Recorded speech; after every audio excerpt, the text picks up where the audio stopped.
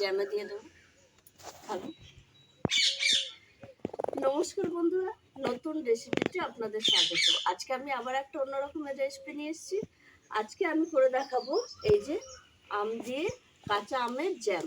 কাঁচা আমের জ্যামের জন্য এখানে আমি 5টা আম নিয়ে নিয়েছি, আর চিনি, ভিনেগার, নুন, আর কিছু লাগবে না। আর এইগুলো আমাদের গাছের আম। এই দেখুন বন্ধুরা, গাছে কত আম ধরেছে। গাছের আমগুলো দেখা একবার।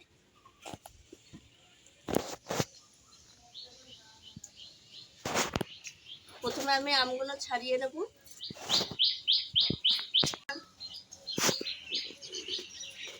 এবার আমি আমগুলো কেটে নেব। এই দেখুন বন্ধুরা, এরকম পাতলা পাতলা করে কেটে নেব, আর কুশিটা বাদ দিয়ে দেবো। সেদ্ধ করব, পাতলা করে দিলে তাড়াতাড়ি সেদ্ধ হয়ে যাবে। এই দেখুন বন্ধুরা, আমগুলো আমি সরু সরু করে কেটে নিয়েছি, আর এই পাকড়া সামনাগুলো সব বাদ দিয়ে দিয়েছি। এবার আমি আমটা সেদ্ধ করে নেব। ওর জন্য গরম জল বসিয়ে দিয়েছি উনুনে, আর আমটা দিয়ে দিচ্ছি। এর মধ্যে দিয়ে দেবো সামান্য একটু নুন, তাহলে আমটা তাড়াতাড়ি সেদ্ধ হয়ে যাবে। আর জলটা ঠিকঠাক মাপে দিতে হবে, বেশি জল হলে হবে না। আমি একটু নুন দিয়ে আমটা সেদ্ধ করতে দিয়ে দেবো। এই দেখুন বন্ধুরা, আম একদম খুব ভালোভাবে সেদ্ধ হয়ে গেছে। আমি হাতায় করে একটু ঘেটে দিচ্ছি, দিয়ে এই চালনির সাহায্যে এই যে একটু ছেঁকে নেবো। এই দেখুন, এইভাবে আমি ছেঁকে নেবো আমটা। এই দেখুন বন্ধুরা, আম ছাঁকা হয়ে গেছে, আর এতটা কাঠ বেরিয়েছে। এই কাঠটা মেপে আমি চিনিটা দেবো। যতটা কাঠ হবে ততটা চিনি দেবো জেলের পক্ষে। এই বাটি করে আমি মেপে নেবো। গরম আছে,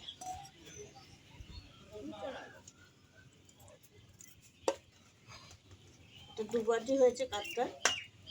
আমি 2 বাটি, এই বাটি মেপে 2 বাটি চিনি দেবো।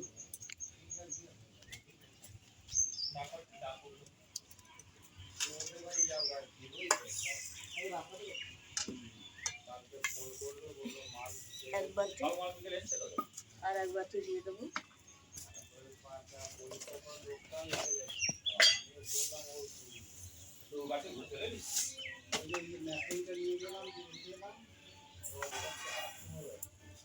এই 2 বাটি আমি এটা চিনি দিয়ে দেবো, দিয়ে এবার আমি উনুনে এবার বসিয়ে দেবো।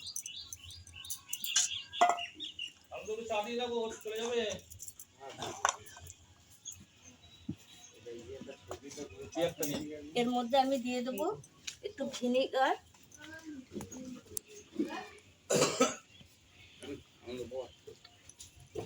অনেকদিন সংরক্ষণ করে রাখার জন্য।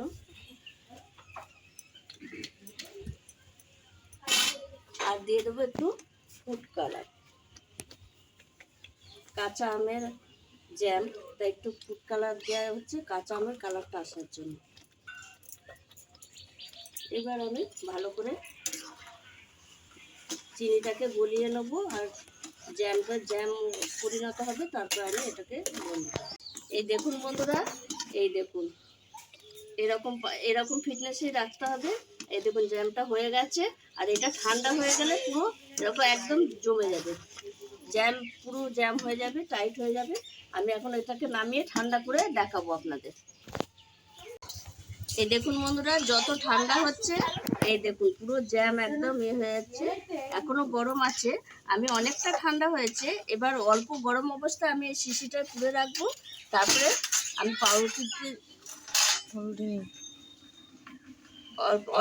অল্প গরম অবস্থায় শিশিটা পুড়ে রাখবো।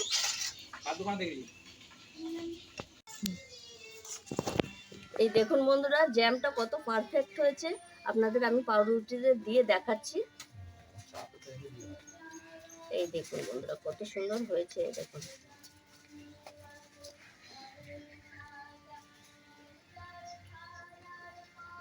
দেখুন কত সুন্দর হয়েছে। এইভাবে আমি কয়েকটা পাউরুটি জ্যামে মাখিয়ে নেব। দেখুন বন্ধুরা, জ্যামটা কত সুন্দর হয়েছে। আর কাঁচা আম থাকতে থাকতে এইভাবে কাঁচা আমের জ্যাম করে নেবেন, আর খুবই ভালো লাগে কাঁচা আমের জ্যামটা। এবার যখন পাকা আম হবে তখন আবার পাকা আমের জ্যাম অন্যরকম করা যাবে। আর এই কালারটা যত সুন্দর হয়েছে, খেতেও ততটা সুন্দর হয়েছে। আপনারাও এইভাবে করে খাবেন একবার কাঁচা আমের জ্যাম। খুবই সহজ উপায়, এটা খুব কঠিন না। আর ফিটনেসটা ঠিকঠাক রাখলেই হবে। আমি যেভাবে করেছি সেইভাবে একবার করে দেখবেন। যদি ভালো ভালো লাগে কমেন্টে জানাবেন।